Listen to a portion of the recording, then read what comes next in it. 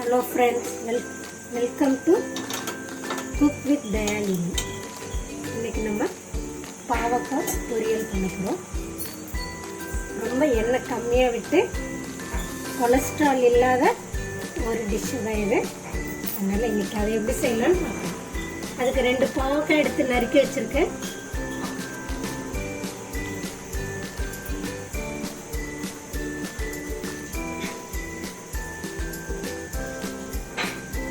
பாவக்காய்க்கு வேண்டிய அளவு எண்ணெய் ஊற்றிக்கலாம்.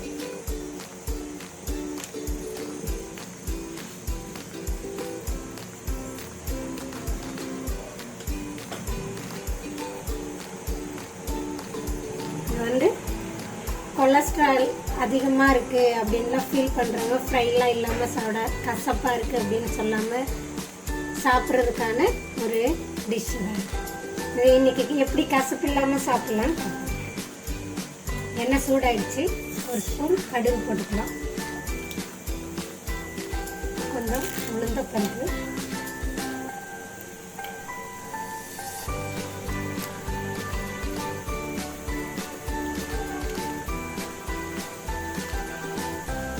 கடுகு பொரிஞ்சதும் 1/2 ஸ்பூன் சோம்பு,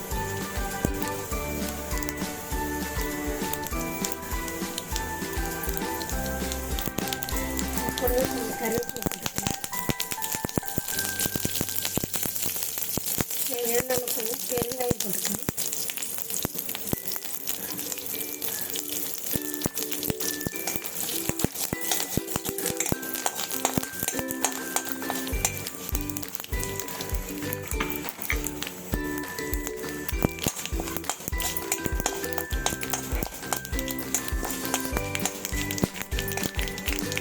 இதில் பாவக்காய்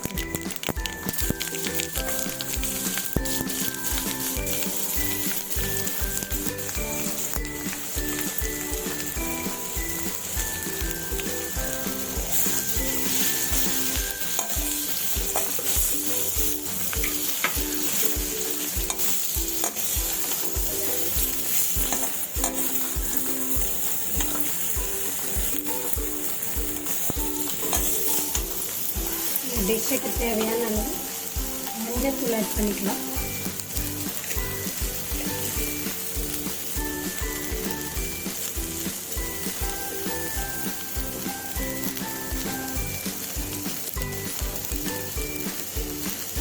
ஒரு ஸ்பூன் அளவு உப்பு போட்டுக்கலாம்.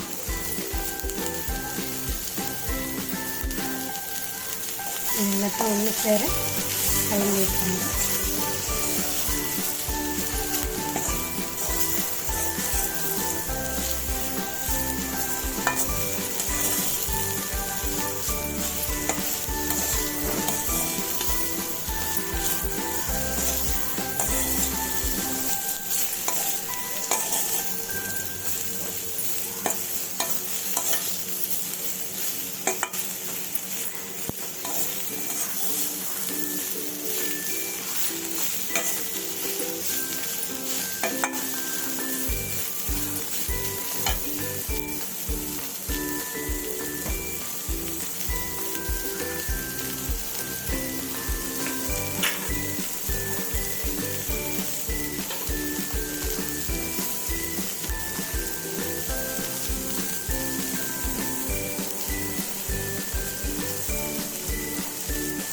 சைஸ் அளவில் புளி எடுத்துக்கலாம்.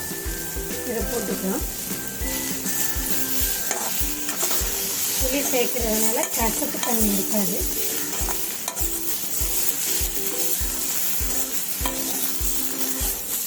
பாவக்காய் குழம்பு செய்யும்போது புளி சேர்த்து நம்ம சமைச்சோம்னா அது கூட கொஞ்சம் வெல்லமும் சேர்த்து சமைச்சா கசப்பு சுத்தமாக இருக்கும்.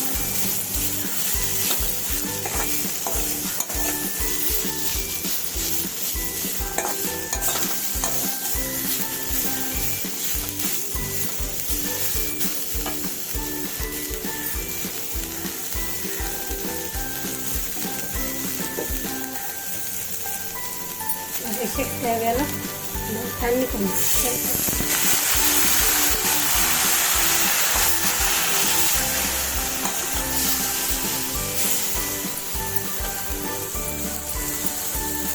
சிம்மிலேயே வச்சு 10 மினிட்ஸ் வேக வைக்கலாம். தண்ணியெல்லாம் வற்றி பாவக்காய் வெந்திருக்கு. இந்த ஸ்டேஜில் நம்ம மிளகாத்தூள் சேர்த்துக்கலாம். உப்பு பத்தலைன்னா போட்டுக்கலாம். 1/2 ஸ்பூன் மிளகாத்தூள் போட்டுறேன்.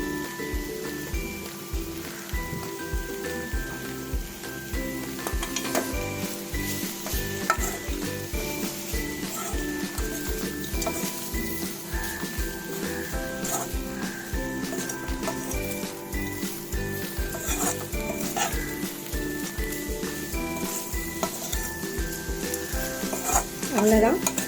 ஒரு 2 நிமிஷம் அப்படியே கிளறி விட்டு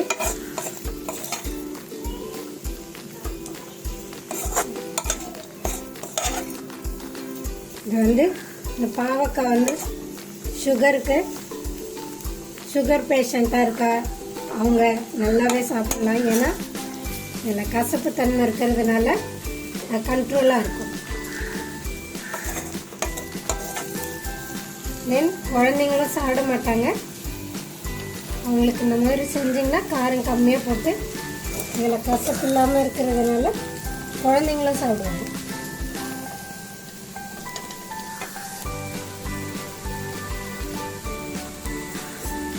பச்சை ஸ்மெல், இந்த மசாலோட பச்சை ஸ்மெல் போகிற வரலாம் வதக்கிட்டு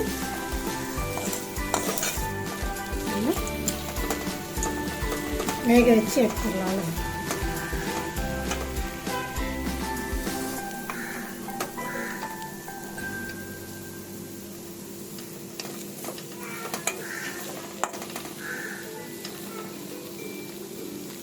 இப்படி பண்ணாலே பாவக்காய் வெந்திருக்கு. அவ்வளோதான், இந்த டிஷ் முடிஞ்சிருச்சு. நீ சர்வ் பண்ணிக்கலாம்.